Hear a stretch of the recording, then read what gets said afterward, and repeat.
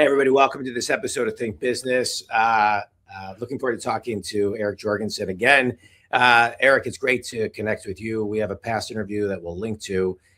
You are the CEO of Scribe Media. Lots of information in our past interview on that. But today we're going to talk about a book that you recently wrote. It's called The Book of Elon, A Guide to Purpose and Success, Elon Musk's Most Useful Ideas in His Own Words. You've written a collection of books, which we'll also link to. They've sold over 1 million copies. Good to see you, man. Good to see you. You too. Congratulations on your book. I know, I think even the last time we talked, you were saying that you were spilling, thousands of hours into this book. And what I always have loved about books since I started reading when I was 18 was, I could read before 18, but I wasn't going to ask. But I really didn't start really reading books until I was about 18 years old. Cliff's Notes, but I don't know if those counted. It's always amazing that I don't remember what I paid, for the book, but $9.95, $19.95, whatever it costs. I got the Audible and the book. You can learn a lifetime of somebody else's knowledge and a lifetime of what somebody else has done to put together. And that's what you've done. And so today's interview, I think, will be a little bit different because I want to interview you about Elon because you're writing a book about Elon, and a lot of it is in his own words. But before we get into the book, I really want to ask you this question. What is one thing that you learned about yourself writing the book? I think the biggest takeaway I have is just, and I expect other people will get this from reading it, is just how much more I'm capable of. Yeah. Like when you think you're working hard or you think life is stressful or you think you're close to your limits, Elon is kind of like the business founder version of David Goggins, which is like what you think is your best is actually 30% of what you're capable of. Yeah. And if you actually just stepped out your door and started running until you actually died, you could run 150 miles, even though your body, would try to start quitting on you at 5. And I feel like Elon is the founder, economic and technological version of that. Yeah. And not that we're encouraging anybody to run 150 miles to death. No, and that's the other, is like, right. You should not necessarily have to or want to be that, right? Like he's unique in a million ways, but it is still useful and inspiring to see someone perform at that level and either take some of the tools that they've learned from being at that place or just understand that you can dial it up, 10 or 50 or 100% trivially, right? Yeah. Like, and just accomplish so much more than you thought you could. Yeah. So where does that show up in your business, right? So there's a law of proximity where, if somebody's too impossible to reach. And I agree with you. I extracted that theme from your book as well, that we're all capable of more. And maybe we don't need to go to the Elon extreme, but we are capable of more, and asking ourselves that question, like, can I do more? Can I get out of my comfort zone? Where is that showing up for you? Well, it's interesting that, when we hear more, we tend to assume, I should work harder. But it's actually not, like, so much of what he's achieved is not because he's working harder. He's spread across multiple companies. He's not putting more hours into Tesla than you are into whatever you're working on now. It's just that he has figured out how to get the most out of himself and the people around him. And it's actually a lot of methods and mindsets. It's kind of this amazing sort of combination of focus and simplicity and incisiveness around what really matters, and these like things that look like shortcuts once they're done, but they were actually just this sort of Jedi level cutting away of the bullshit, and focusing on like the truly important, doing the single most important thing to the maximum extent possible. Talk about how he does that. We can all point to many examples of how Steve Jobs, focused on simplicity, addition by subtraction, and really getting down to simple. I think it's been said, Mark Twain or Winston Churchill, if I had more time, I would have written a shorter speech. Getting to simple is not simple. talk a little bit about what you learned about Elon as far as his process of getting to simple. I think that's where people get stuck. It's, work getting to simple is really working backwards, because you have to start chiseling away and seeing what works and what doesn't. So how does he do that? Yeah, there's, as you might expect, a lot of answers to that question. One of them is this sort of first principles thinking, which is just this sort of trick for breaking yourself from the conventional modes of thought. So it's sort of helpful to start by if you're explaining first principles thinking, to say what it's not, and it is not reasoning by analogy. Like, that is what almost all of us do all the time, is sort of look around, see what's working, see what other people are doing, and sort of start there as our starting place. And first principles thinking says we're going to, just for the sake of argument for right now, totally ignore what anybody else is doing and just look at the limit of what is physically possible.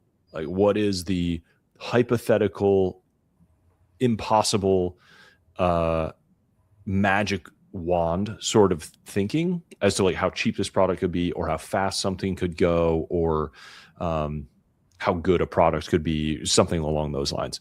And then you take that impossible as your new starting point, and sort of ask questions about any gap between where you are and that future impossible state. There'll be all kinds of good reasons why you can't actually reach that impossible state, but it'll help you cut through a lot of the bullshit that people tend to get caught up in, without really examining the reasons why they have these set of beliefs or conceptions. Right. And you talked about David Goggins, and we're mentioning Steve Jobs, but that moonshot thinking that I think everybody wants to be able to get to, and see a vision based on, I think, what you're talking about, what other people are doing, and trying to kind of maybe find a different mousetrap.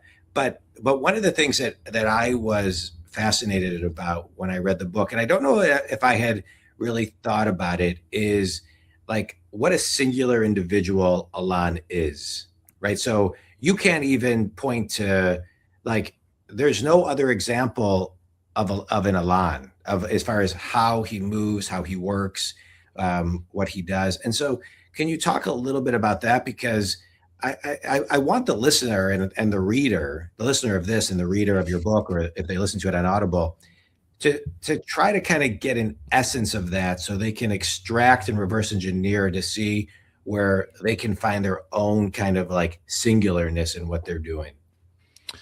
Yeah. So the case for him being singular, just very briefly, is I think this will be more obvious as we go over the next sort of 10 or 20 years. But I think even amongst the other great founders of our generation, right? Like, we would have computers and operating systems without Bill Gates. We'd have social networks without Zuckerberg. We'd have search engines without Larry and Sergey.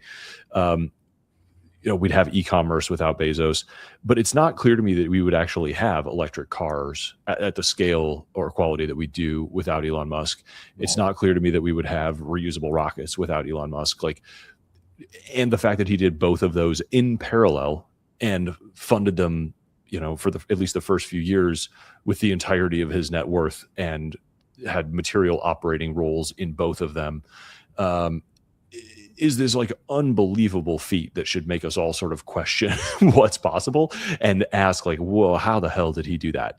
And on the one hand, we might be in the one universe in the multiverse where that gambit worked out, because he also took on a lot of risk along the way. But if someone is that willful and that determined, I feel like the universe has a way of sort of rearranging themselves around that kind of person. And so even if he failed at the first attempt, he would have, picked up a roll of duct tape and shoestring and kept on. And, maybe it would have been his second or his third, but these were missions he was going to work on his entire life. And I think it's likely he would have been successful at some level, in some form, over his life, just given who he is. Yeah.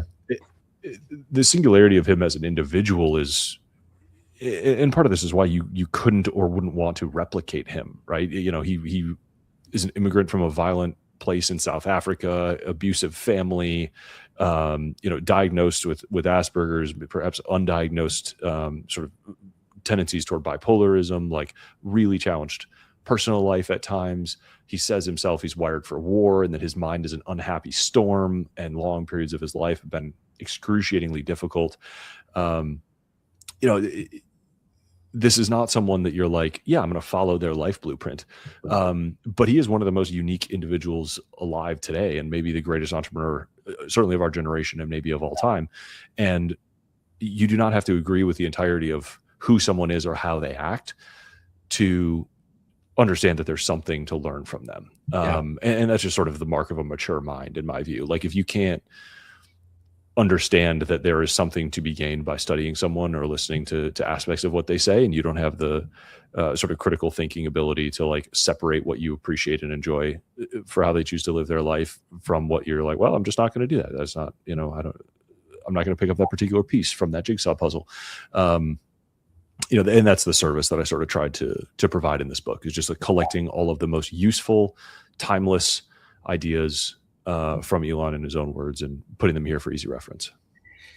Okay. So I want to talk about, I want to talk a little bit more and get into a little more depth of him as far as his think time, his wonder time, him seeing things that don't exist, and really stretching his brain to what is possible. I did an interview earlier today, and we were talking about, it was with a wealth advisor, how so many people just don't take the time to plan.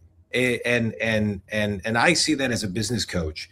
There isn't enough time of doing nothing and just thinking about, kind of really just thinking about like beyond the vision and what is possible and what isn't happening right now. One of my favorite shows is The Men That Built America and The Food That Built America, but specifically The Men That Built America. And to your point, they were far from perfect, but it's still one of my favorite shows because they built with no pace horses in front of them. They built with no pace horses. They saw industries that did not exist. And that's what I've been fascinated about when it comes to Vanderbilt and Rockefeller and Carnegie. Those were amazing minds. Henry Ford didn't invent the car, he invented the assembly line. JP Morgan's father kind of got him started, not taking away from their success, but Carnegie and Rockefeller and Vanderbilt saw things that didn't exist. Oh, Carnegie, to your point, like, didn't invent the Bessemer process, but he saw it in Europe and he brought it to America and institutionalized it and scaled it. Correct. Yeah. So we could go up. And so talk a little bit about what you learned about Elon and what readers will get out of the book, as far as the space he creates to push the limits, to push the vision, to create a new narrative and then work backwards from that. Yeah, I'm not sure he is a visionary and has for a long time had this sort of really long, broad view of what these technologies could be. I'm not sure that he probably does as much like 5-year planning as you're like maybe other people do.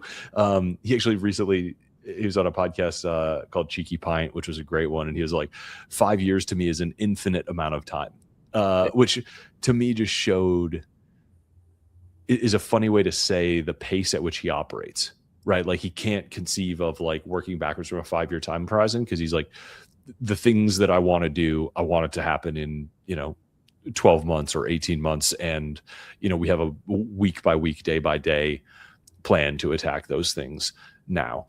But it is maybe surprising to people that he's been thinking about these things since he was in college, and he's in his 50s now. So like, these are lifelong obsessions that he's been nurturing. And, in some ways thinking about the long term is like his refuge. Like, when things are hard in the short run or in the present, there's stories of him like at a launch where he's stressed and he's like talking to somebody who's working on the launch about the next version of the product. And the guy's like, are you crazy? Like, what is wrong with you? We have to get through this launch. Like, let's just be focused.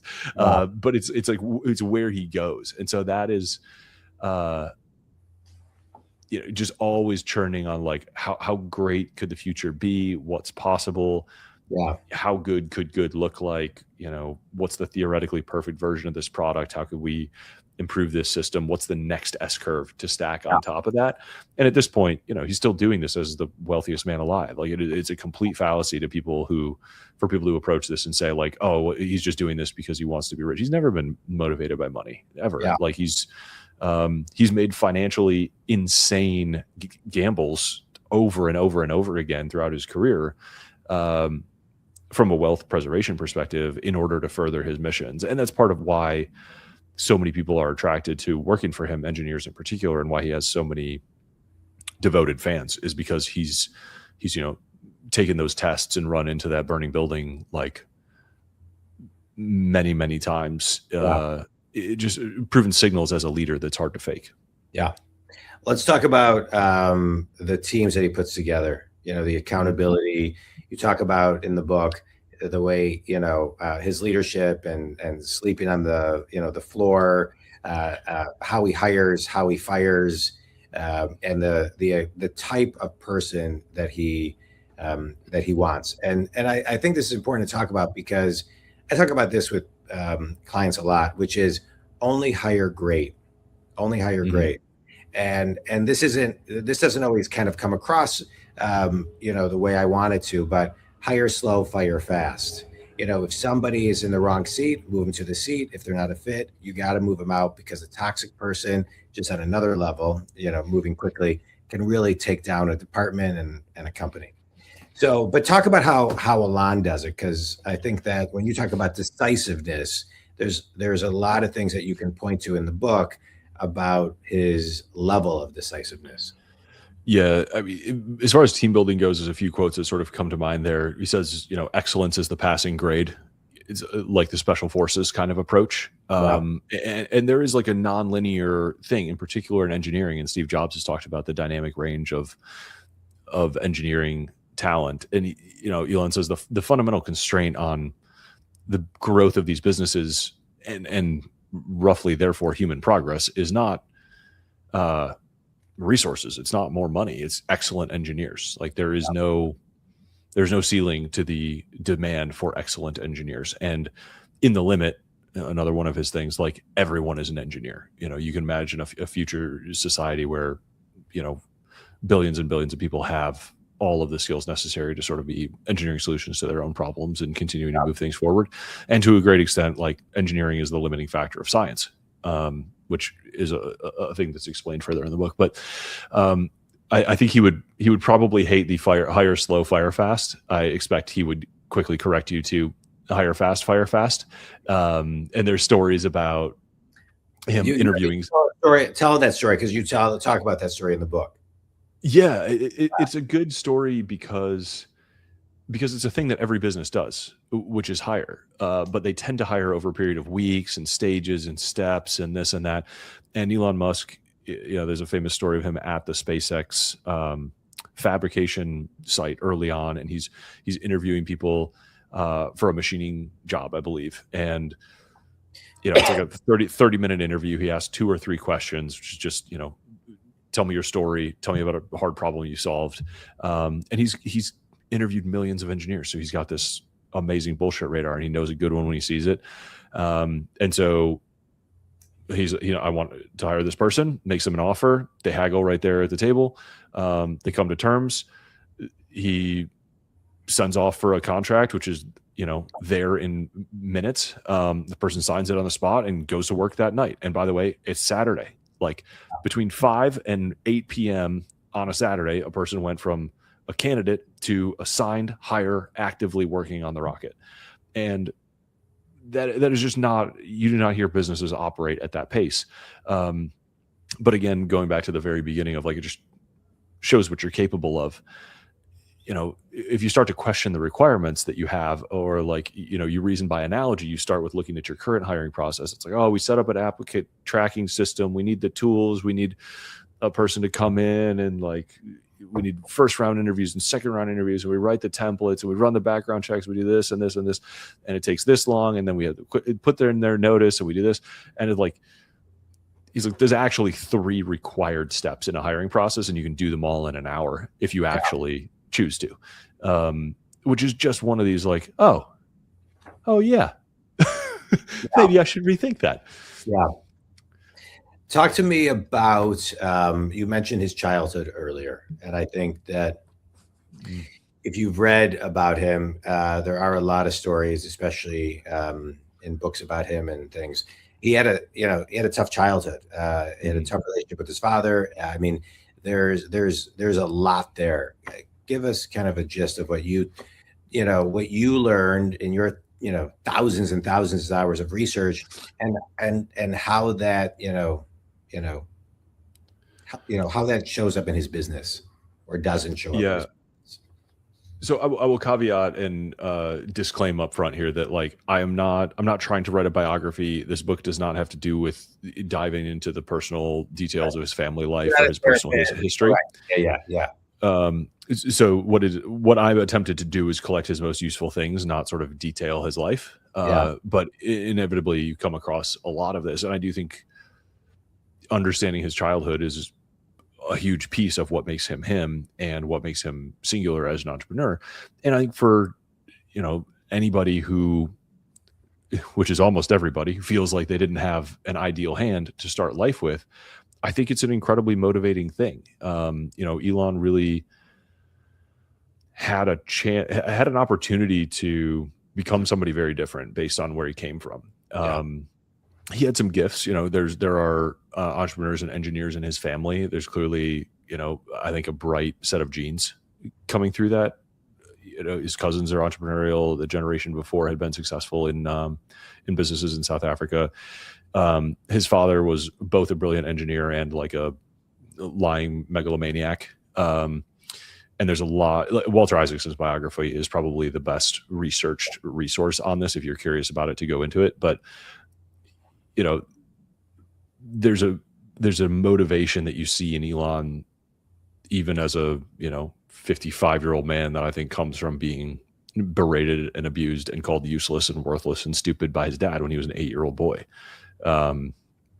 He responded to that by transforming it into fuel for progress. And I think he's, as I say, like, learned to make his demons pull the plow. And luckily he, read a bunch of sci-fi and played a bunch of video games and has this sort of beautiful, glorious vision for the future that we're all aiming towards. And I compared him to Napoleon in terms of his like strategic brilliance and bias to action and sort of hunger to win. And I, thank God for capitalism that we live in an era where a will and a mind like that are sort of channeled for the greater good rather than, the cause of hundreds of thousands of soldiers' death over the course of, decades, squabbling over territory for countries, which has been mostly the rule throughout history. Yeah.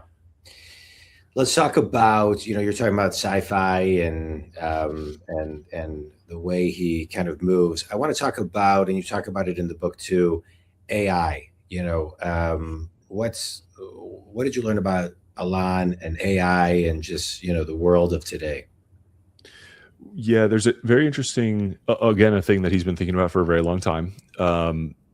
He chose not to go into genetics and AI early on because he just wasn't sure that it was net positive, like, because there was also meaningful risks. But started to get involved in it as the research started to break out. And actually, more people are aware of it now, but people forget that he was the co-founder of OpenAI, essentially. And he funded that as a nonprofit to do alignment research to ensure that AI was essentially developed in a safe way that did not pose a risk to humanity. And through a series of sort of legal maneuvers, Sam Altman seems to have like taken control of that company and turned it into a for-profit and ended up, selling it to Microsoft, or in some part to Microsoft. And it's still this weird battle. And then Elon started XAI once it became clear that we were sort of going through this AI inflection point. And that has been an amazing story to watch, and I expect a really good book will be written about the history of XAI and the development of it too, in this whole AI race between, Anthropic and ChatGPT and XAI. We're living through a really fascinating time in history, but the combination of, Tesla is a very much an AI company, and XAI and how those interact, and go between self-driving and then humanoid robotics as it's developing. Like, this is going to be a really fascinating thing. And he has talked to, he's like, I've seen a lot of technologies. I've never seen a technology grow as quickly as this. Let's talk about, what he's seen in his kind of front row seat to what he has seen grow. In the back of the book, you have kind of a timeline, which I think a lot of times, I think a lot of people know kind of Elon and what he's done, but maybe just give kind of a gist, starting with PayPal, just so people can, get a refresher course on just, what he's done in the business world. Yeah. So I actually, if it's okay with you, I'd start with Zip2, because this is he started. Yeah, where you want to start? Yeah. I mean, he immigrated to the U.S. kind of with a backpack full of books, and a few $1,000s. Paid his way through college, was going to do a PhD program at Stanford, and then just dropped out when he saw the internet sort of start to really take off. I believe it was 97 or 1998. Maybe even earlier than that, honestly. So he and his brother started a company to build tools for newspapers to build websites and bring content online. He has some of the earliest patents around that still to this day, which is very interesting. And basically was, couldn't afford rent and was sleeping in the office, starting this company, working day and night. They eventually did take venture investment, which looked very different now or then than it does now, and they sold that company to, who did they sell that company to? Compaq. And he ended up earning, in the $12 to $20 million range, I think, kind of take home after taxes on that, and then in his mid-20s, which immediately, like, I don't think took a weekend off, started a new company, funded it himself, and that is X.com, which eventually merged with Confinity to form PayPal. So that was when he and Peter Thiel were sort of founding competing companies down the block that ended up going after the same opportunity, and were competing for a while, and then they ended up merging, raising a ton of money, and growing really quickly, primarily through eBay, and then eBay bought them, and that all happened so fast. Jimmy Stoney wrote an amazing book about this. I think it was called The Founders, about the PayPal story, and the concentration of talent that became the PayPal mafia. But again, I think he earned around 200 million from the PayPal sale, and is around 30, and immediately rolls, his earnings back into starting SpaceX and funding Tesla as this early large investor and sort of active board chair, and that was kind of the 2002 to 2008 era of SpaceX and Tesla. Yeah, I mean, he's been in front of it. I mean, he has been in front of it, leading us. And one of the things that you talk about is that the goal of your book is to create 100 million entrepreneurs, and everybody's story doesn't have to be Elon and David Goggins. I mean, those, and I love David Goggins' book. What is it? It's you can't. What is his? The first one is can't hurt me, and the second one is never finished. Yeah. Can't hurt me. His books are great, and he's the monk. Not the monk, but he is the guy in Jesse Itzler's book as well. Yeah, but Jesse doesn't give him credit for it, which I feel like is so weird. Well, the story I always heard was that he didn't want to be credited in the book. Oh, yeah, I don't know. Okay, but that's not for this podcast. And so, although I love Jesse Itzler and I love David Goggins, so let's talk about just kind of your goal of this book, right? So you want this book to inspire 1 million people into entrepreneurship. Eric, one of the things I see is I've been having more and more talks. I've had my coaching business for almost 11 years.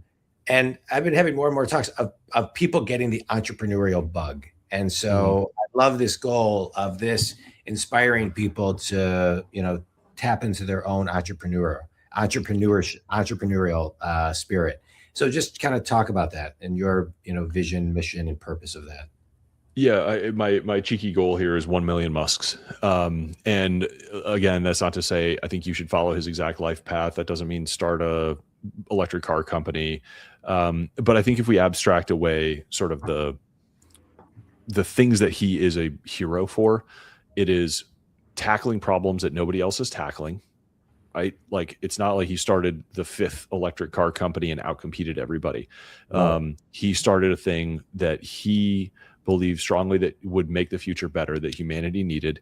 And he exhausted every potential possibility to make it happen, and just overcame the odds to make this thing successful. And that's really the core of what I hope people take away, right? Like, my generation of entrepreneurs, I think, sort of came up in this like internet entrepreneur era. And so everybody's like doing e-commerce drop shipping and info products and like doing the sort of digital nomad thing. And I think Elon as a North Star is really helps to emphasize and understand the value of rearranging atoms and manufacturing and solving these global problems with hardcore engineering that really break through, in the way that Steve Jobs was sort of an icon for just a whole different level, like an alien level of quality of product. And so many people flock to that. And I think Elon is like that, maybe like cubed, because he also is taking on technological challenges, and of just a scale that Steve Jobs was just like not really on his radar. Wow. Smartphones would have happened without Steve Jobs. They wouldn't have been beautiful. They wouldn't have been well designed. They might not have happened as quickly. They might not have been as elegant, and that would have been a tax on all of humanity. And thank God Steve Jobs did that. But I also think, Elon is in a different tier as far as the scale of problems that he's solving and the number of them that he will have solved by the end of his career. On the back of your book, page 335, for those who get it, you have the 69 core Musk methods. And number one is, I know it's number one, but I keep on getting drawn back to that. I keep on getting drawn back to that just in general of the through line of your book, which is we're all capable of more than we think. That's that. I talk a lot about this with clients, right? Where's the next 0.01%, right? Doesn't have to be the next 100%, but where's the next 0.01% where you can tap in and understand your talent, right? Even more and get crystal clear on what your talent is, and then keep on pushing the envelope of just a little bit more. And so what advice would you give, right? So now I want to talk about you, however many, like you have here, the 69 core Musk methods. I want the fill in the number Jorgensen, method. What would your, 1, 2, or 3 things be to give guidance to these 1 million entrepreneurs? I think the first one is, which is why I write these books, just pick the right heroes. I think we are inevitably sort of mimetic creatures, monkey see, monkey do. You are the 5 people you surround yourself with, whether that's physically or mentally. And I think if you really load a brain like Elon's into your head, and you sort of take this as a symbol and adopt some of the values, like that's one of the things I didn't expect really coming into this book, is that how much of what he does comes from a cohesive sort of philosophical worldview of like trying to drive humanity towards seeking solutions for these answers and keeping consciousness alive and just expanding human progress. That as a motivating factor, which sort of what Elon enacts and what like David Deutsch talks about and how Naval talks about, like they all sort of end up braiding together in some really interesting ways. And when you see those things that resonate and totally disparate kind of people and minds end up arriving at roughly the same set of conclusions, it's a really powerful signal to me. And I think that we are, with all of the fog and chaos, and it's really hard in the moment to actually tell if all you do is read headlines and see sort of what's the content that's created in the last 24 hours. It's really hard to see these trend lines and understand signal from noise and who's really got a lot figured out. And it's people like Elon and Jensen Huang and people who are like have been at this for decades, decades and decades and decades, and are still achieving outlier results. And they don't tend to do things by the book. And it's reverse engineering those people back to this sort of understanding that you don't want to reason by analogy. Like whatever the advice you hear most often is probably what the herd is doing, and you probably need to do something else if you're going to diverge from it. So I've known you for a bit. I was so happy and so excited to see you on the David Senra podcast talking about your book. David Senra is hands down my favorite podcaster, the David Senra podcast and Founders. I don't think there's anything like it or better. And listening to him talk about books and interview is spectacular. And to echo your point, he had you, which was a great episode, 2 episodes ago. He had Brian Armstrong, CEO of Coinbase, on it. And one of the things Brian was talking about was that where we are in the world today, if you have a learning I'm not getting this perfectly quoted, but if you have a learning disability, if you are dyslexic, if you're ADHD, this market was made for you, because you have always been and continue to think differently. I'm dyslexic and my brain works differently. And in school, that meant I got C's. I studied really hard to get C's, right? So, but in business, that's where my talent can really work. And so just your thoughts on that. And then I want to talk about David Senra when you're done with that. So what are your thoughts on that? Because we do, to your point, we have to think differently. We have to push the envelope and try to see what is hidden in plain sight, but nobody can see it. Yeah, some of the greatest entrepreneurs I know are neurodivergent in one aspect or another. And I think it's very difficult to, you spend the first, like, at least in America, especially in public schools, first 20 years of your life sort of competing on a singular axis on a force rank curve to all accomplish the same thing that's useless anyway, which is, get good grades. And as soon as you get out into the world, you understand, or start to begin to understand, that you're actually valuable to the extent that you are unique. And being excellent is one way to do it, but just being unique, like being singular in your ability to deliver something or be an expert in something that nobody else is. It takes a long time to sort of shake that and lean in, shake the school mentality of like, oh, this is, I'm too weird. This is off the track. Nobody else is around me doing this kind of thing, and actually embrace that as an advantage. And I think Elon is a great sort of exemplar of that, right? He's neurodivergent in multiple ways. And rather than trying to sort of tamp that down, he trusts himself and leans into those advantages. And the pattern that you see across many of the great founders and entrepreneurs is that they end up designing an organization that accentuates their strengths and complements, sort of reinforces where they're weak. Right. And all of those are necessarily going to end up looking a little bit different, but that's part of the magic, is like, as you build an organization, you build yourself, but you don't have to build an organization the way that anybody else does. You can build one that works for you. And increasingly you can build tools that work for you, for the dyslexic or ADHD. Like, we've got, AI is an unbelievable advantage in that you can now sort of customize the way you interact with the world through these tools in a way that, accentuates your strengths. Yeah, that's great. I want to throw out a couple thoughts. Think community, the importance of listening to your gut and kind of leaning in, I think, is really important, especially in today's world. Really taking that that time to listen to your instincts and follow that. And to the 1 million entrepreneurs that you're looking to inspire, one of the things that I get great feedback on, I do it myself, is when I talk to people about having an idea journal, which is you just keep on writing down all the ideas, no matter how wild, big, or crazy you may think they are.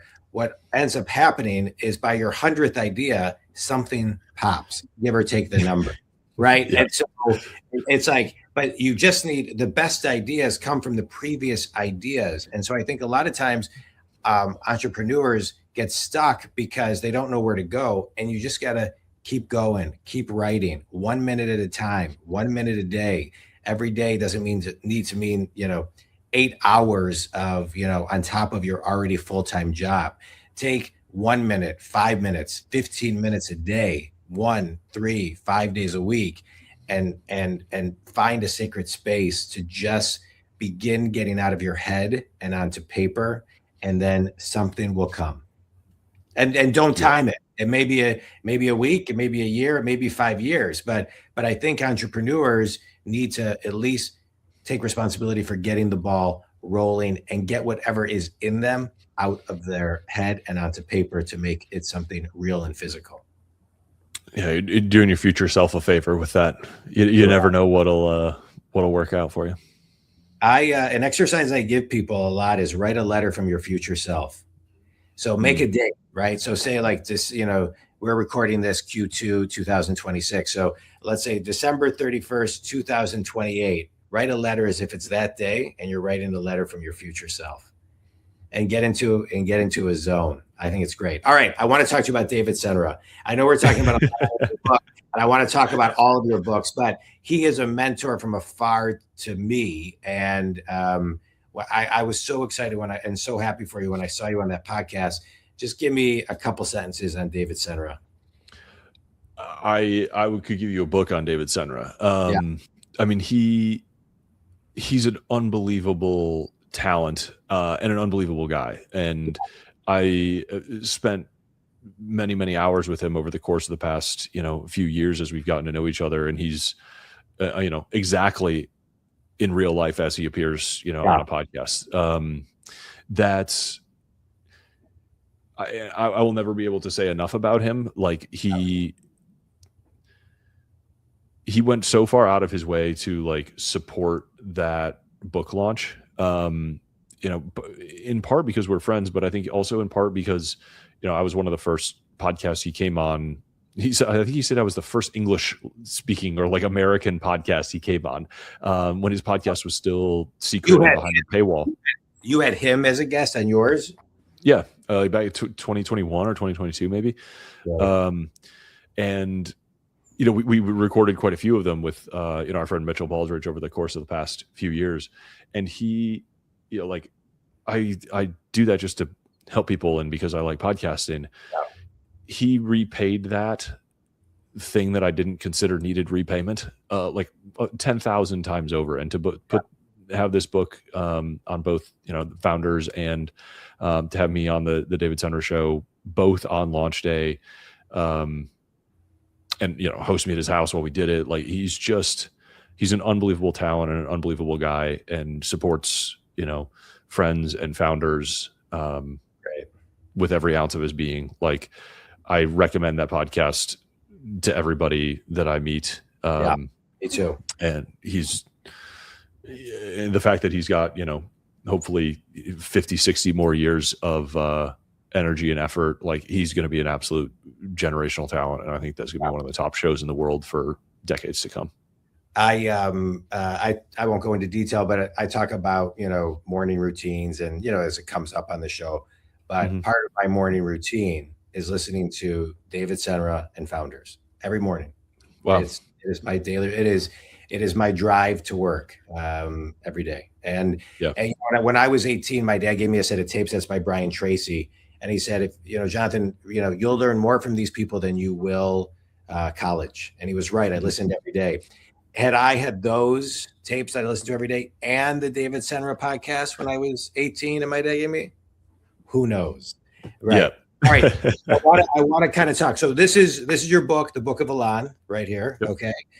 You got a couple other great books. The Almanac of Naval, right here, which people can buy. The Anthology, right here. I think those are your 3 books, right? I mean, Yep. I got them all. Tell everybody where they can buy those, connect with you. You're also the CEO of Scribe Media. If people want to, write a book with you guys, I know Yeah. I've referred a bunch of people to you. You guys do great work. So plug away, Eric.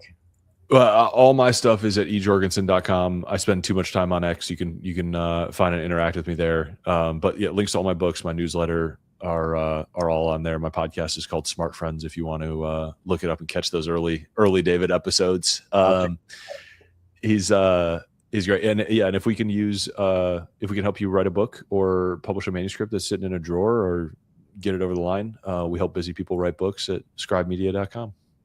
A couple last questions. Sure. A book that's had a big impact on you. Poor Charlie's Almanac. Best piece of wisdom you've ever received. Marry well. One thing, I agree with that. One thing, and make sure you marry your soulmate. It's the greatest. One thing every entrepreneur who is just kind of thinking about taking that first step, the first thing they need to do is just take the first step. Yeah. It's great. Just take the step in front of you. If you can't figure out what it is, the first step is to figure out what the first step is. And if it seems too big, figure out a smaller first step, but momentum builds. So just keep going. It builds and it compounds. Doing small things every day compounds to something big. Think community. You can buy all of Eric's books on Amazon.com. And a question I'll leave everybody with is, where is your entrepreneurial idea? And where can you do 0.01% more? Eric, this was great. Congratulations on your book, on the launch, on your company, and nothing but great things. Thanks so much. Thank you. Appreciate you having me.